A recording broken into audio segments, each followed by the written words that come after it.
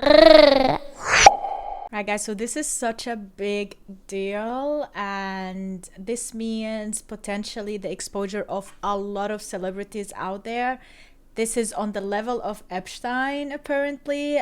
So this video titled "Diddy is dead on arrival if he doesn't testify." Attorney. I will be checking it out and reacting to it. But apparently, it's the news. It's Fox News, and it discusses the legal situation involving Sean Diddy Combs. The segment features an attorney analysis emphasizing that Diddy faces significant legal challenges and could be in dire position if he does not testify in the case. The discussion focuses on the importance of his testimony and the potential consequences of not addressing the allegations heads on. And oh my God, let's check this out and see what they're gonna say. Like they say on Homicide Watch, Suicide Watch, like.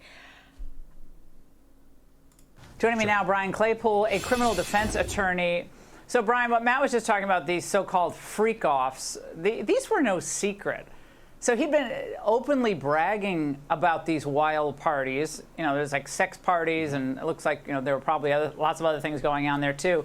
But he was bragging about this for, what, a couple of decades. Watch. Like, if you this is what you need to do. If you think, if you think about it, like, he is bragging about that, but he is not naming names. However, in this situation, names will be named, and we will know who are the parties involved in all of this. Like, Diddy is the one who gave them the platform to do stuff, and of course, he's like the devil behind it all, but there are participants as well, and this is gonna be big. Women, beautiful women. We need alcohols. Right. Alcohols. Right. Not just one alcohol. Alcohols. Right. Just Plurals. different blend. You need Blends. the ladies, you need the booze. Right. Gotta keep them there. That's Right. normal. You need locks on the doors. Okay, this is sounding kind of dangerous now. It's a little kinky, but Yeah, you know. yeah. Oh Brian, my God, it's a little kinky. Are you sure it's a little kinky? Maybe it's a lot kinky. That was creepy, but what took the Fed so long to do something? To think about it now. Hey, Laura, always great to be with you. Yeah, I think it's I'm in LA. It's the Hollywood celebrity path to justice, where we simply look at a clip like that and we laugh and giggle about, oh, let's get alcohol, let's get drugs, let's get all these ladies at a party.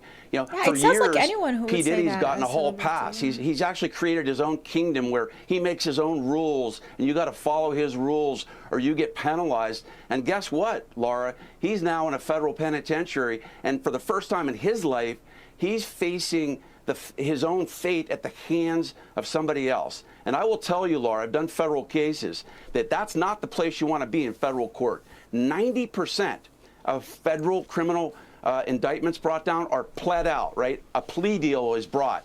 And of the only 10% left, 90% of those defendants that go to trial, they lose. So he is looking at a daunting uphill battle to fight these horrible charges. Now, Brian, one of the DHS agents involved in this raid on his Miami mansion described what he saw inside the house, saying that, in my opinion, he's as bad as Epstein. These women are young, either barely legal or barely illegal. Brian, this sounds... This is so bad. And like, to think like it didn't end with Epstein and we just got another person who has been doing this for decades after Epstein, giving other celebrities the platform and the place to do stuff like that. And I bet he was protected by so many of them because they wanted someone to like just be the main guy to do these things. Oh my goodness. I thought like we changed. I thought celebrities changed, but that world, Hollywood, and that world is not something I would ever want to be a part of. It is disgusting, especially towards women. like he was a monster. Yeah, Laura, I will tell you that this indictment was very detailed, by the way, too. Your viewers should know there were over 300 subpoenas served, over 50 witnesses interviewed. Why is that important? because the federal prosecutors aren't going to be leveling an indictment like this unless they have ammunition and they have cause to bring it. And the core issue at this case, which the feds have to prove, which it's looking like they can, is that P. Diddy essentially controlled these women, that he threatened them with stopping the money that he was paying them, that he spiked their drinks with drugs, that's been alleged in the indictment, and that he basically told them, I'm going to ruin your life unless you engage in these freak-offs. And that's really what the prosecutors got to prove. And if you've got some victims coming forward to talk about that, you've got financial records that prove that, travel itinerary. And I bet like all of these victims, even if they went somewhere else and asked for help, nobody could help them because that's how powerful he was. That proves that. It's like P. Diddy I'm has watching very little a Batman defense. movie. And I got to tell you, Laura, if this guy wants to fight these charges, he's going to have to step up and walk into a courtroom and talk about it. If he doesn't testify in this case, he is dead on arrival. What does he mean by who dead else is on these arrival? tapes?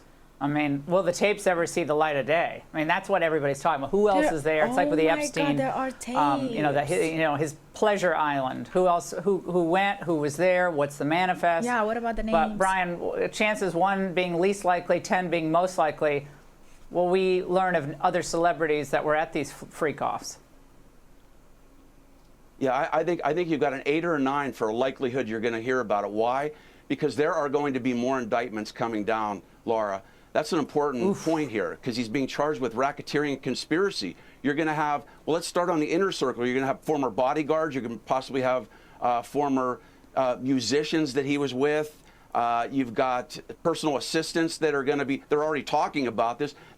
Some of those are likely to be charged. And then They're guess gonna name what? names. If you've got some music moguls that are sending women over to these alleged freak-offs, then you've got some top people that are going to start crumbling too, because they're all part of what's called this criminal enterprise. It's not one person. All right, Brian, always great to see you. Thank you so much. I'm Steve Ducey. I'm Brian Kilmeade. And I'm Ainsley. Oh, man. Oh, my God. Let's see what the comments are saying. He's not on suicide watch. He's on homicide watch. Wouldn't be surprised if the security cameras shut off when he takes his nap. Oh, yeah. That's what he meant by dead on arrival. Fez did what they did because someone higher in the politics field told them to go get them tapes. Yup. Homeland Security. I bet there's someone very interesting on a tape or two. Oh, yeah. Oh, yeah. Oh, yeah, definitely. Let me know what you think in the comments down below. What an awful thing, honestly. I just wanted to cover it because you need to learn about this. You need to know that celebrities out there and this Hollywood is all glamorized, but it is the devil in disguise. For the longest time ever, I was like into watching these conspiracy documentaries and stuff like that about Illuminatis and how they act. And there's so many movies also portraying that. And I was always wondering how much of that is true and how much of it is still relevant today. Like, is this still a thing? Scientology and whatnot. Like, do we have these type of things? And apparently we do. And it is so sad that we still in this age and in this time, there are innocent people and victims out there that literally cannot do anything in the face of power as big as Diddy and Epstein. And it is so sad, honestly, that we cannot help them, that we couldn't do anything. But I guess karma is a bee, and eventually it gets you. Although he had many, many years that he enjoyed it, and I hate that he did, honestly.